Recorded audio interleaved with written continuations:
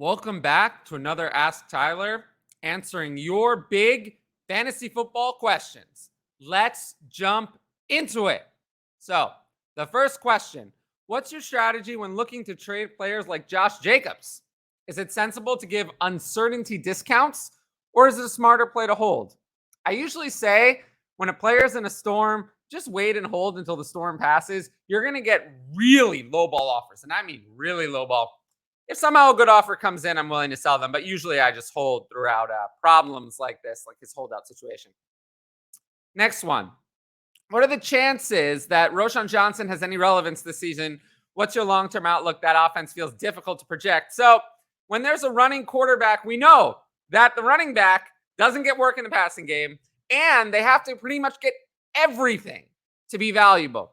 That's not going to happen. I think that Roschon Johnson has a good path to be the RB2 on the team behind Khalil Herbert. Maybe by the end of the year, he'll compete for RB1. However, their 2024 starter is not on the roster. None of these guys are great. Roschon Johnson was a backup in college. That's where he belongs. He'll be a backup in 2024. He's been a big dynasty sell for me the whole time. Not so interested in him. Next one. When doing a dynasty startup, what are some things to keep in mind to ensure that you have a successful draft? Always, always, always draft for value, trade for need. The Dynasty Outhouse special. Generally, the value is with trading down, not trading up. I think I've traded up like 5 times in my life playing Dynasty. I almost never do it. I guess I'll do it, but it's almost never. Trading down also, you get value, and then the player might follow you anyway, so you could get double value. So trading down is always the move. What strategies? Yeah, kind of that trading down and all that. So in a redraft or dynasty startup, do you see any parts of the draft you want to trade into, like trading into a tier of players, or is there more value trading up? No, there's never more value trading up. Or stocking up a round or two down. Where do you see value? So in dynasty, I want a top quarterback in Superflex. I'm not going to leave without it unless I have to. So that's where the value is. Being near the start is a big advantage. The middle group of running back and wide receiver is rough, really rough. Guys like Barkley, Jacobs, Etienne, they're rough. But the next group down is almost even worse. Like if you get stuck with reaching on a J.K. Dobbins or a Javonte Williams, Dameon Pierce, it's brutal. So that's kind of a rough situation there. And then in redraft, I have one giant tier of wide receivers from wide receiver 15 to wide receiver 30. And there's not much difference in there. So I would try to make sure I lock up some of those early wide receivers and then kind of pass on wide receiver for a little bit. Rebuilding strategy or timing. What have you found is the best time to sell blue chip players like Lamar to maximize return? Use a trading camp hype or wait for hopeful desperation mid-season? I always say any time is a good time to do a good deal. Timing is overrated. But in general, the best time to unload the assets is on the point of the season starting. So now is already on that point. Training camp started. But before you see them play, the problem is with an aging player, if you see them play and it's bad, you lost 80% of the value. It's done. You can't sell them. So right on the point of the season starting is the best time. So I would start exploring those moves now. Sell those older players, your Keenan Allens now. Mike Evans, especially with Mike Evans, because once you see it, it's not going to be good. Now, all of these questions come from my Patreon, so make sure to subscribe to that. I have some reviews. Whale said this was another great show, last week's show. I appreciate that. And, another one thanking me for the show and keeping up the great work. I appreciate that as well. The patrons supply the questions for this show, so make sure to sign up for it. The link is in the show description. And also, if you're here, make sure to like, comment, and subscribe to the video. Subscribe to the channel, like, and comment on the video. That's very important to support the channel. Now, another one. Can you go into more depth about your thoughts and feelings on these number 2 wide receivers for Redraft Dynasty? Maybe rank them specifically. Elijah Moore, Gabe Davis, Darnell Mooney, George Pickens. So, starting with Elijah Moore, my favorite of this group for both Dynasty and Redraft. He's getting a lot of hype. I think he could have a big role in that offense. Deshaun Watson and Elijah Moore having clips come out of them with chemistry every day. So I love that. Gabe Davis, I'm not really a fan of Gabe Davis. He's kind of meh. Dalton Kincaid might be their de facto wide receiver 2 before too long. Darnell Mooney, he's pretty much dead to me in the current situation. No interest in redraft. He's the wide receiver 2 on a low volume passing offense. We're not going to be interested in Darnell Mooney. However, in Dynasty, Darnell Mooney is talented.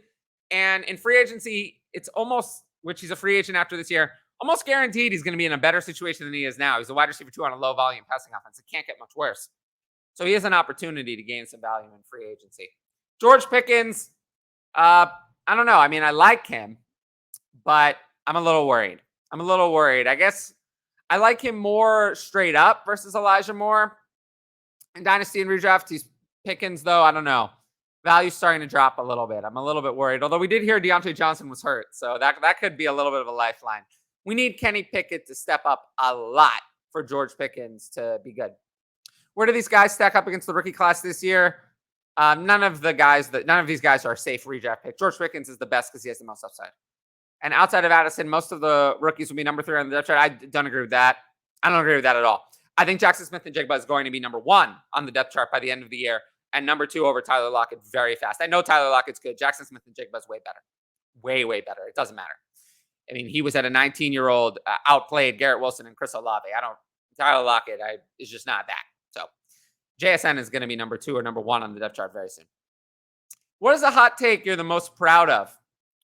And the inevitable follow-up, what hot take proved out to be your biggest miss? Well, the hot take I'm most proud of is actually what got me into Dynasty, was finding Phillip Lindsay early in 2018. That got me into Dynasty. That's the thing that made me realize that Dynasty was fun, that you could draft players that weren't available or you weren't going to draft and redraft. It's just kind of what got me hooked on the format. So that's always the one I mentioned in response to this question. In terms of a biggest miss, ooh, wow. There's quite a few of these. I used to be a big fan of Juju. It's probably surprising for anyone who listens to my content, but pre-2020, when I was just starting, I was a huge fan of Juju. I thought 2018 was a lead. I thought he would get back to that. He never did. Being low on Amon-Ra in his rookie year, that was a big miss. I whiffed on that one. And sell Travis Kelce for the last 4 years. That one, I think I've been kind of an ageist with Travis Kelce. It usually pays off, but with Travis Kelce, it most certainly has not. So that's another big miss from me. So what's one popular Dynasty strategy or concept that never made sense to you? So the one that never made sense to me is this portfolio Dynasty strategy. Makes no sense. None at all. Why would you want to base what you're doing on one team based on another team? That makes zero sense. You should focus on each league one at a time.